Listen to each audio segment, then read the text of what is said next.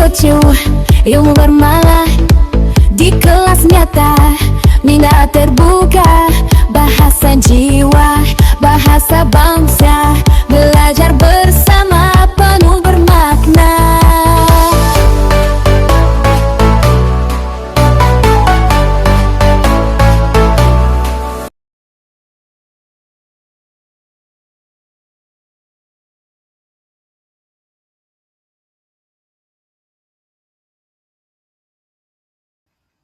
Bismillahirrahmanirrahim. Assalamualaikum dan salam sejahtera semua. Baiklah, dalam perkongsian pada kali ini, cikgu akan kongsikan cara mudah untuk menulis jawapan rumusan tingkatan 2. Baik, untuk soalan rumusan, rumus yang kita akan gunakan daripada teknik Batasusirum ini ialah ba, ta, su dan tambahan untuk rumusan ialah rum. Kalau ringkasan kita hanya gunakan rumus batasu, tapi untuk rumusan ini kita akan gunakan rumus batasu rum. Maksudnya ada penambahan pada bahagian rum. Baik. Jadi perkara pertama yang kita akan lihat adalah pada bahagian ba.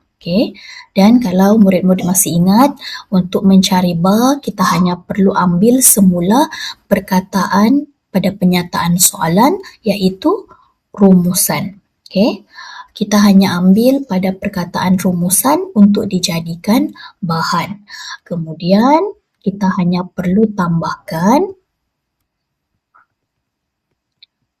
perkataan membincangkan. Lebih kurang dengan ringkasan lah. Kalau ringkasan, kita ambil perkataan ringkasan, dan kalau rumusan, kita gunakan perkataan rumusan. Supaya tidak payah pening kepala untuk fikirkan bagaimana untuk kita mulakan ayat jawapan. Baik. Kemudian, selepas sahaja kita tentukan ba ataupun bahan, kita perlu hasilkan tajuk. Kita perlu hasilkan tajuk, dan kalau kita lihat pada nota borang kerja ni, untuk rumusan bina tajuk sendiri. Bina tajuk sendiri, kenapa kita kena bina tajuk sendiri? Sebab kalau murid-murid dapat lihat perbezaan ketara ringkasan dan rumusan, bahagian rumusan tidak dibekalkan sebarang kata kunci ataupun tajuk pada penyataan soalan. Jadi bermaksud murid-murid kena hasilkan tajuk murid-murid sendiri. Walau bagaimanapun, untuk menghasilkan tajuk murid-murid sendiri, murid-murid boleh gunakan cara dengan mewujudkan kata kunci, kemudian kaitkan dengan tema. Kaitkan dengan tema. Baik. Untuk soalan rumusan kali ini, bagaimana untuk kita menghasilkan tajuk? Cikgu akan kongsikan cara mudah untuk kita menghasilkan tajuk. Jadi murid-murid boleh gunakan pendekatan kata kunci, dan kita terus sambung kepada tema. Maksudnya kata kunci ni, kata kunci ini yang murid-murid boleh peroleh daripada petikan, dan tema ini pun yang murid-murid boleh peroleh daripada petikan. Baik. Contoh, kita kena teliti perenggan demi perenggan, di mana kita boleh lihat bekalan kata kunci yang diberikan daripada petikan ini. Contoh pada perkataan, kita boleh lihat pada perenggan pertama ini pada perkataan manfaat. Jadi kita boleh ambil perkataan manfaat itu sebagai kata kunci. Kemudian bila kita teruskan pembacaan, kita boleh lihat ada perkataan-perkataan lain yang kita boleh kaitkan dengan kata kunci. Contoh, kita boleh lihat di bahagian perenggan ini ada perkataan bahana. Ataupun kita boleh ambil pada perkataan yang ini. Okay, impak negatif. Okay, ataupun kita boleh lihat pada perenggan ini ada perkataan kebaikan dan kesan negatif. Okay, jadi murid-murid boleh ambil ataupun gunakan kata kunci ini untuk dimasukkan pada bahagian kata kunci. Okay, kita masukkan di bahagian kata kunci. Contoh kita ambil manfaat tadi. Okay, dan bila untuk kita hasilkan tajuk, kita gandakanlah perkataan tersebut kerana isi. Okay, bila kita hasilkan tajuk, okay, kata kunci itu perlu digandakan kerana isi adalah melebihi daripada satu isi. Okay, jadi kita gunakan perkataan manfaat-manfaat, dan kalau kita lihat pada petikan tadi, kita lihat ada dua kata kunci yang berbeza. Okay, satu manfaat, kemudian bahana ataupun kebaikan dengan kesan negatif. Okay, jadi murid-murid boleh gunakan mana-mana, yang penting daripada dua inilah. Okay, jadi contoh kita ambil manfaat-manfaat dan kesan negatif. Okay, atau boleh juga kalau murid-murid nak gunakan perkataan yang tadi ada dibekalkan, apa contoh perkataan dia ialah bahana. Okay, dia maksudnya mempunyai perkataan yang mempunyai maksud yang samalah, sinonim. Okay, jadi manfaat-manfaat dan kesan-kesan negatif.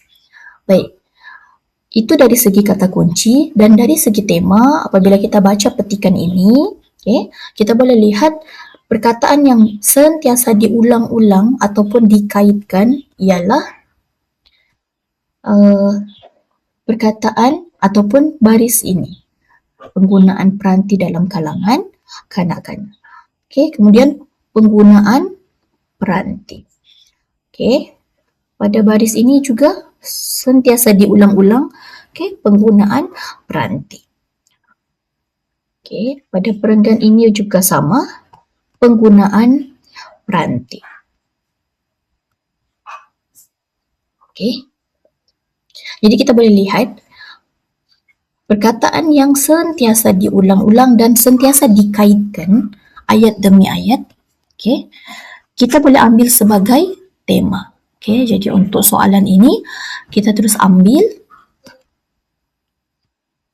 selepas sahaja kata kunci tadi, kita terus masuk kepada tema, dan temanya ialah penggunaan peranti. Kalau murid-murid ingin tambah supaya jadikan dia lebih jelas juga boleh. Kalau setakat ini pun sudah memadai. Okay, contohlah murid-murid ingin tambah supaya dia jadi lebih jelas ataupun lebih berfokus. Penggunaan peranti dalam kalangan kanak-kanak. Okay, jadi murid-murid punya tajuk telah siap. Okay, kita boleh ambil ini sebagai tajuk. Baik, kita teruskan. Okay, selepas sahaja kita dapat hasilkan tajuk, okay, murid-murid perlu hasilkan tajuk untuk rumusan kerana untuk bahagian tajuk sahaja markanya ialah 2 markah. Okay, 1 markah untuk kata kunci yang betul dan 1 markah lagi pada bahagian tema. Okay, maksudnya bila murid-murid baca dan dapat fahami petikan tersebut berkaitan apa, jadi murid-murid dapat keluarkan tema yang sesuai, tema yang tepat dengan petikan yang diberikan. Baik, kita teruskan. Okay, selepas sahaja murid-murid dapat hasilkan tajuk, murid-murid perlu senaraikan, murid-murid perlu kenal pasti isi tersurat.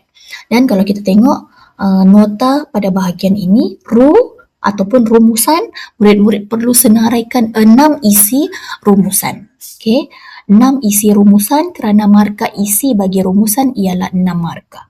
Maksudnya setiap maklumat ini akan mewakili satu markah. Baik, kita teruskan. Daripada 6 isi yang kita perlu cari daripada petikan, dan bila kita lihat semula kepada tajuk tadi, okay, untuk soalan tadi kita ada 2 kata kunci yang berbeza. Jadi murid-murid perlu masukkan kedua-dua jenis kata kunci ini dalam senarai isi tersurat. Okay, supaya jawapan murid-murid ni bersifat adil lah, adil dan seimbang. Maksudnya ada isi berkaitan manfaat dan ada isi juga yang berkaitan dengan kesan negatif.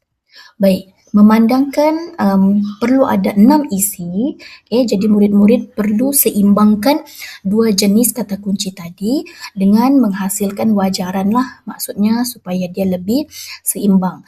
Jadi mungkin kita boleh letakkan 3 isi penting berkaitan manfaat, seterusnya 3 isi lagi berkaitan kesan negatif. Okay, bagi mencukupkan 6 isi tersurat. Baik, kita lihat pada bahagian petikan. Okay, kita gunakan ataupun kita fokuskan terlebih dahulu untuk kata kunci manfaat. Jadi kita boleh lihat isi penting berkaitan manfaat, okay, berada pada petikan ataupun berada pada perenggan pertama dan kedua. Okay, sebab kita ada lihat kata kunci manfaat pada perenggan pertama, dan bila kita baca baris demi baris, kita boleh lihat ataupun kita boleh jumpa isi penting berkaitan manfaat itu pada baris perenggan ini.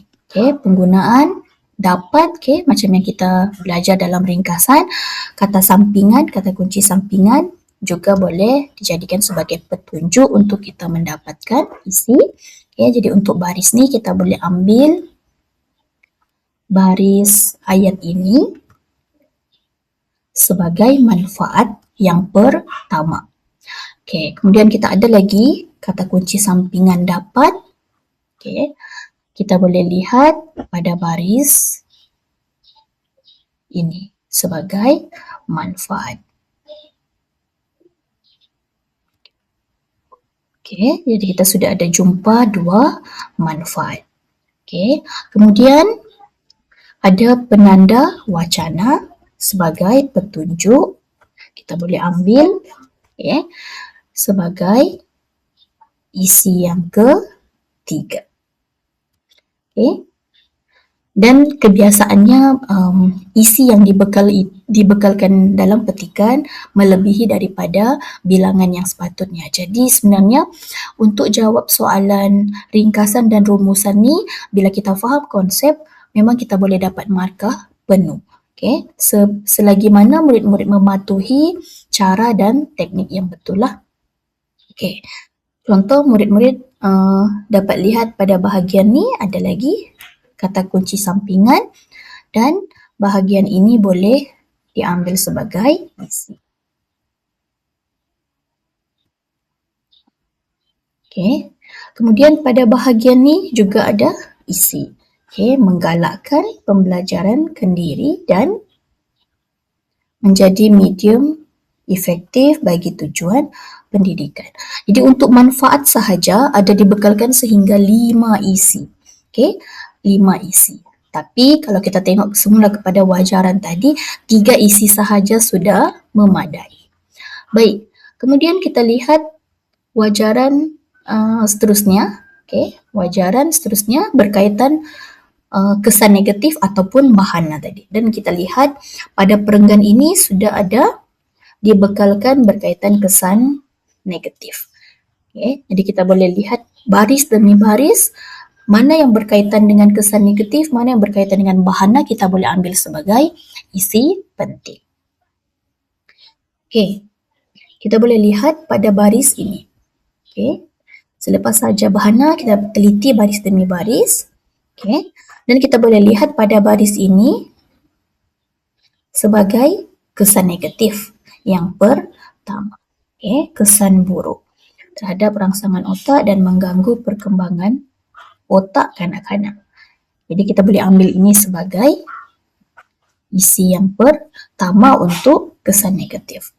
Kemudian kita boleh lihat pada baris ini. Okay, yang ini kita tidak ambil sebab ini lebih kepada huraian. Okay, seperti mana ringkasan, contoh seperti huraian kita tidak perlu ambil. Okay, jadi kita boleh ambil di sini kerana ada penekanan kata kunci sampingan juga. Okay, jadi kita boleh ambil pada baris ini. Berisiko mengalami masalah rabun pada usia yang tidak sepatutnya.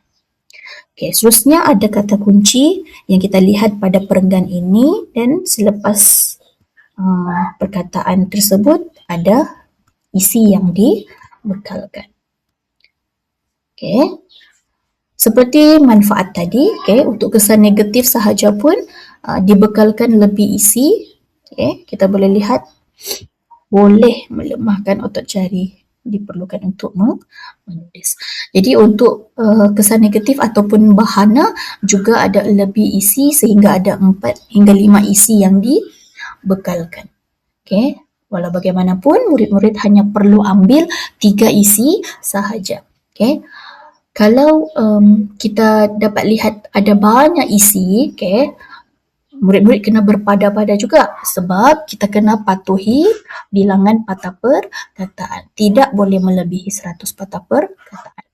Jadi kita kena ikut bilangan yang betul.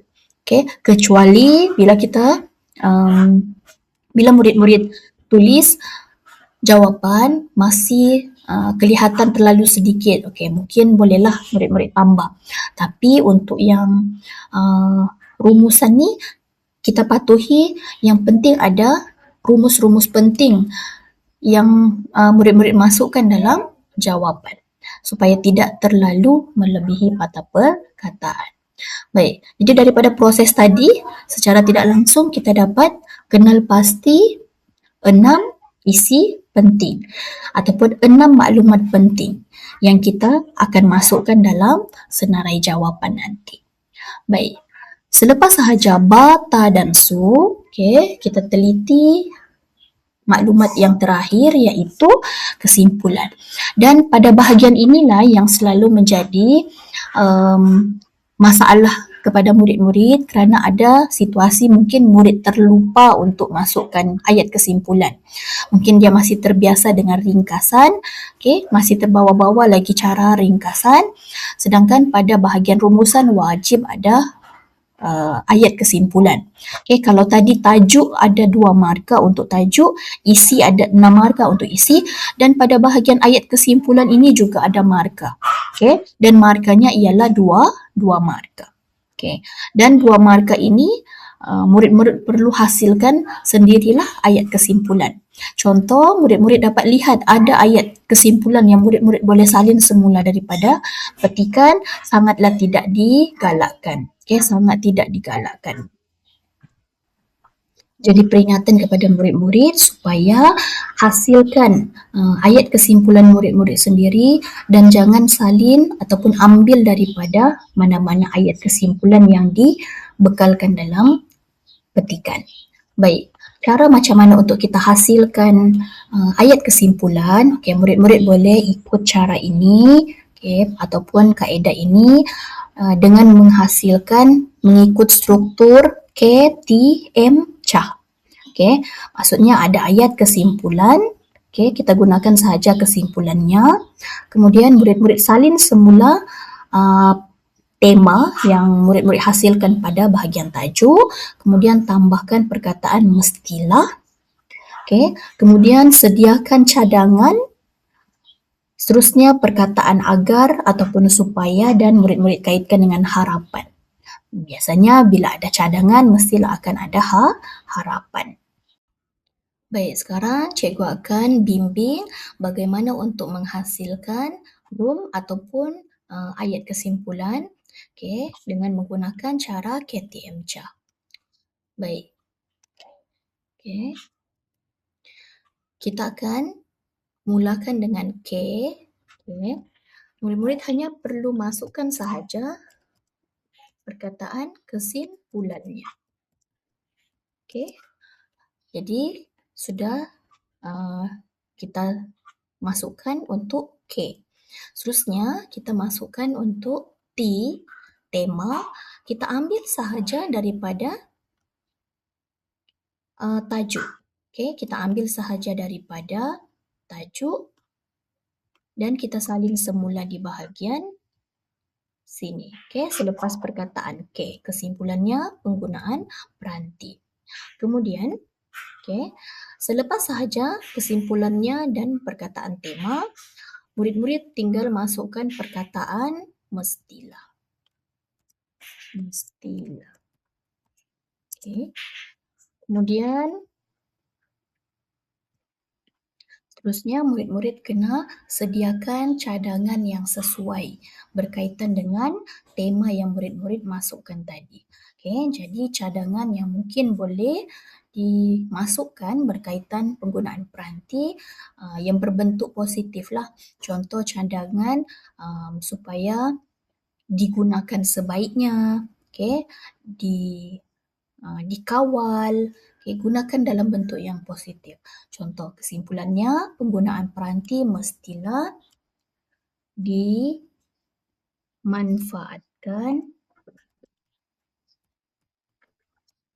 dimanfaatkan sebaiknya. Okay. Kesimpulannya, penggunaan peranti mestilah dimanfaatkan sebaiknya. Okay. Kemudian kita sambung dengan perkataan agar ataupun supaya. Yang ini murid-murid pilih salah satu lah. Jangan pilih kedua-duanya sebab kedua-dua ni maksud yang sama. Jadi kita pilih mungkin untuk kali ini guna perkataan agar. Okay. Dimanfaatkan sebaiknya agar. Okay. Selepas sahaja perkataan agar, murid-murid terus sambung dengan harapan. Okay. Contoh, bila kita cadangkan untuk dimanfaatkan sebaiknya, supaya apa? Agar apa?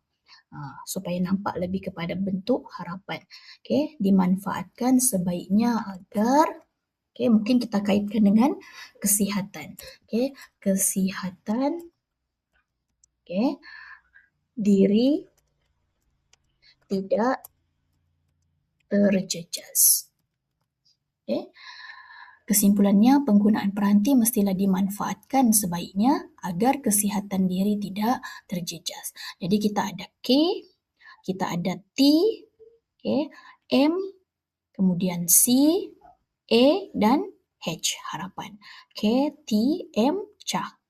Okay. Jadi ayat kesimpulan murid-murid telah siap. Baik, seterusnya. Okay, kita semak semula adakah semua bahagian rumus penting dalam jawapan rumusan ini telah dilengkapkan. Okay. Ada rumusan membincangkan, kemudian tajuk tadi murid-murid boleh gunakan untuk tajuk ini, manfaat-manfaat dan kesan-kesan negatif penggunaan peranti dalam kalangan kanak-kanak. Kemudian 6 isi tersurat. Okay, 6 isi tersurat, 3 untuk untuk isi tersurat, kita telah berjaya cari 6 isi tersurat, merangkumi isi untuk manfaat dan isi untuk kesan negatif. Okay. Seterusnya, rumus yang terakhir ialah iaitu kesimpulan. Jadi secara tidak langsung untuk jawapan rumusan telah meliputi batas surum. Jadi kalau murid-murid menggunakan borang kerja batas sirum ini, okay, selepas sahaja murid-murid melengkapkan borang kerja, murid-murid boleh terus pindahkan, okay, ke bahagian kertas jawapan lah. Okay. Tulis semula di kertas jawapan mengikut susunan tadi. Ada ba dan ta. Okay. Kemudian ada 6 ataupun isi penting yang ditulis satu isi satu ayat. Okay. Kemudian dan murid-murid tutup jawapan murid-murid ataupun akhiri jawapan murid-murid dengan ayat kesimpulan. Okay. KTM CHA itu dalam satu ayat. Okay. Baiklah, jika murid-murid menggunakan template, template pasang siap yang cikgu hasilkan ini, murid-murid boleh terus masukkan ke ruangan-ruangan inilah. Okey, seperti yang kita buat dalam soalan ringkasan. Baik, jika murid-murid gunakan template pasang siap ini, okey, sama juga proses dia, murid-murid akan lengkapkan bahagian demi bahagian. Okey, contoh kita mulakan dengan bahagian bar ataupun bahan. Jadi murid-murid tinggal pilih. Okey, tinggal pilih mana-manalah pilihan ini. Dan untuk yang soalan kali ini kita jawab untuk soalan rumusan, maka kita akan pilih rumusan membincangkan. Okey. Kalau kita buat secara manual, okey, kita ikut cara manual lah. Tapi kalau kita gunakan template pasang siap ni, kita tinggal pilih. Okey, kemudian untuk tajuk, okey, untuk tajuk kalau kita lihat pada bahagian ni kata kunci tema. Okey, kata kunci tema. Okey, kalau untuk soalan rumusan ni kita ambil kata kunci tema ataupun kita terus type pada bahagian ni pun boleh. Okey. Contoh kata kunci tema tadi, okey. Kita boleh terus cara cepat kita tinggal copy paste sahajalah. Okey. Kita copy dan kita masukkan pada bahagian ini sebagai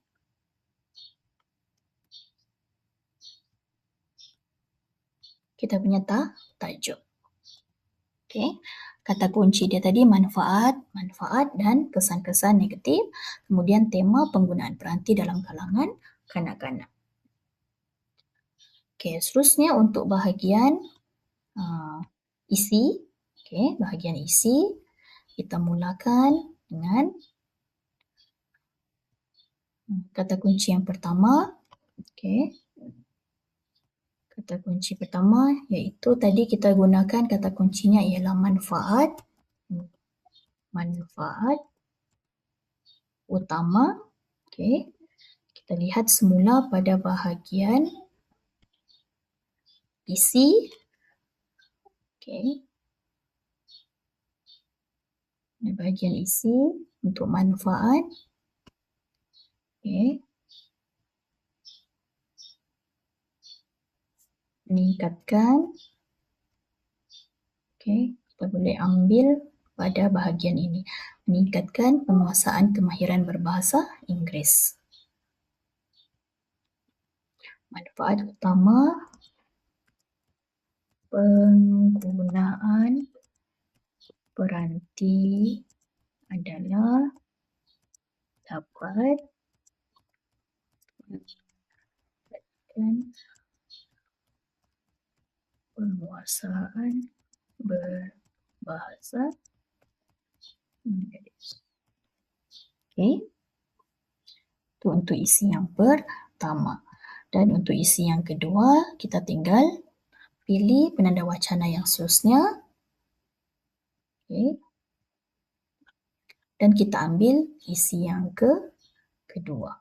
Okey, penguasaan kemahiran berbahasa Inggeris tadi sudah dan mungkin kita ambil pada bahagian ini. Selain itu, okey, pembelajaran menggunakan peranti juga lebih mudah difahami. Itu pembelajaran menggunakan peranti lebih mudah difahami. Selain itu, pembelajaran menggunakan peranti lebih mudah difahami. Okey, seterusnya untuk isi penting yang ketiga, okey, kita gunakan pula penanda wacana seterusnya. Okey, untuk isi kita rujuk semula pada petikan. Okey, isi yang ketiga mungkin kita boleh ambil pada bahagian inilah. Okey. Peranti juga membantu untuk meningkatkan inovasi dan mencetuskan pemikiran kritis. Okay, dan kita salinkan di bahagian ruangan ini. Okay.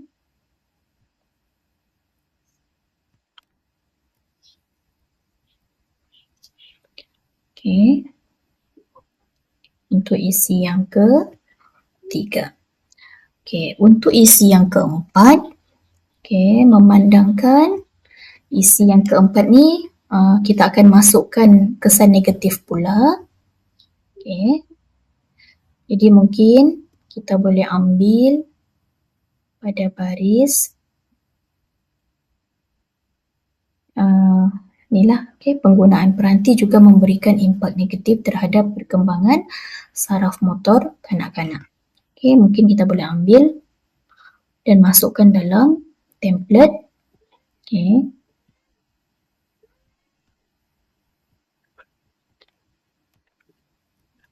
Penggunaan peranti juga mendatangkan kesan negatif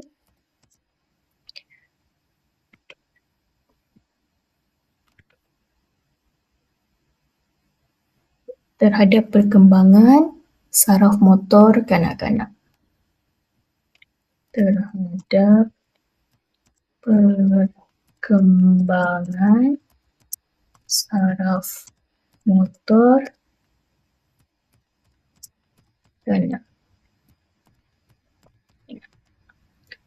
Okay, dan isi yang kelima, okay, mungkin kita gunakan tambahan pula dan kita ambil daripada petikan. Okay. Contoh kita boleh ambil pada bahagian ini. Kanak-kanak juga berisiko mengalami masalah rabun pada usia yang tidak sepatutnya. Tambahan pula, kanak-kanak juga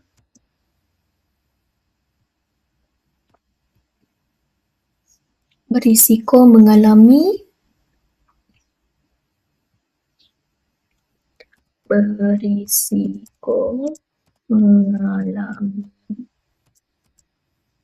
masalah rabun. Mengalami masalah rabun pada usia yang tidak sepatutnya. Pada usia yang tidak sepatutnya. Okey, dan yang terakhir kita ambil nanda wacana akhir sekali dan kita masukkan isi yang terakhir lah. Okey, kita boleh ambil isi yang terakhir, mungkin kita ambil bahagian ni. Okey, boleh melemahkan otot jari dan tangan yang diperlukan untuk menulis. Okey.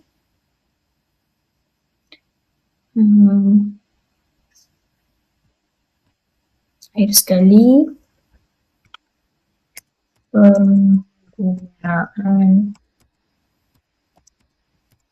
peranti yang berlebihan boleh melemahkan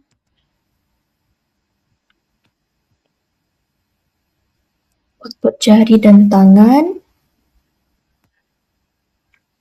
Otot jari dan tangan yang diperlukan untuk menulis.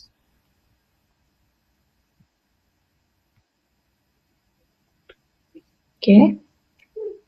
Otot jari dan tangan yang diperlukan untuk menulis. Okey, jadi ke-6 isi tersurat, okey, telah diisi dan kita pergi bahagian yang terakhir iaitu ataupun kesimpulan, okey, rumus semula atau kesimpulan, dan kita ikutlah struktur KTM CHA ini. Okey, kita ikut struktur KTM CHA ini. Jadi kesimpulannya telah ada dan kita ambil tema tadi sama dengan tajuk, penggunaan peranti, dan kita ambil masuk di bahagian ini. Okay. Mestilah cadangan kita tinggal tukar kepada ini. Dimanfaatkan sebaiknya. Dimanfaatkan sebaiknya agar seterusnya harapan. Jadi harapan kesihatan diri tidak terjejas.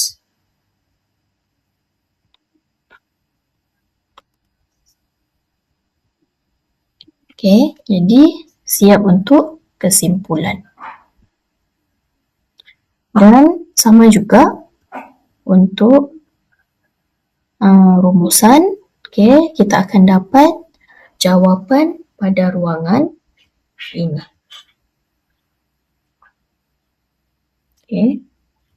Kita dapat jawapan pada ruangan ini. Jadi kita boleh ambil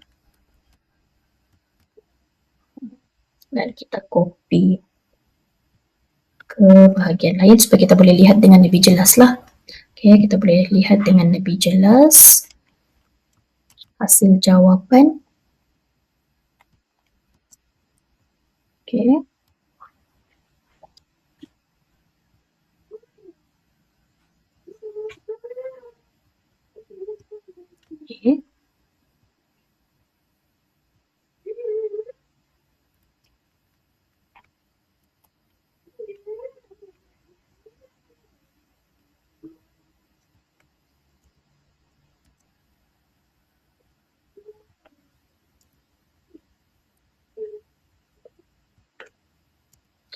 Jadi bila sudah selesai seperti ini, murid-murid boleh salin semula di kertas jawapan, ataupun kalau kita gunakan peranti, kita akan pindahkan ke, contoh saya guna ni, cikgu guna ni Microsoft Word, jadi kita pindahkan ke sini dan kita boleh lihat sudah siap untuk jawapan rumusan, kan?